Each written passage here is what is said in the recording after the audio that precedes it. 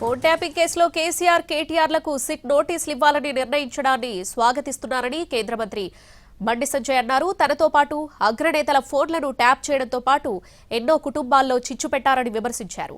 ఆఖరికి కన్నబిడ్డ, అల్లుడి ఫోన్లను కూడా ట్యాప్ చేసిన నీచులని మండిపడ్డారు. దేశవ్యాప్తంగా మంచి పేరున్న ఎస్ఐబి వ్యవస్థను రాష్ట్రంలో భ్రష్టు పట్టించారని ఆరోపించారు. ఎస్ఐబిని అడ్డుపెట్టుకుని కాంట్రాక్టర్లు, లీడర్ల వద్ద డబ్బులు వసూలు చేసినట్లు కూడా ఆరోపణలున్నాయన్నారు బండి సంజయ్. కేసీఆర్ కేటీఆర్లకు నోటీసులు ఇచ్చి చేతులు దులుపుకుంటారా, పూర్తి స్థాయిలో విచారణ జరిపి దోషులను తేల్చుతారా అనేది అనుమానమే అన్నారు.